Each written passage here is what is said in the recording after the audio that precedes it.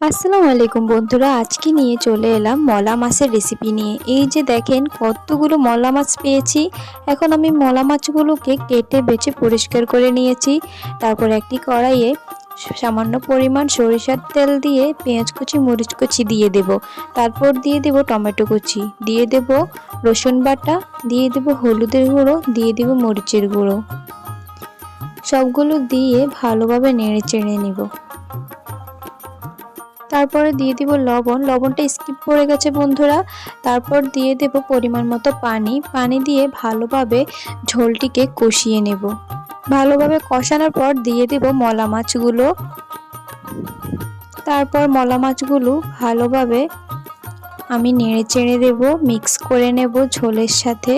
তারপর এই যে মলা মাছগুলো দিয়ে আবার কিছুক্ষণ কষিয়ে নেব। তারপর দিয়ে দেব পরিমাণ মতো পানি আবার। এইভাবে মলা মাছ চচ্চড়ি করতে অনেক টেস্ট হয়, আপনারা ট্রাই করবেন বাসায়। ধন্যবাদ সবাইকে।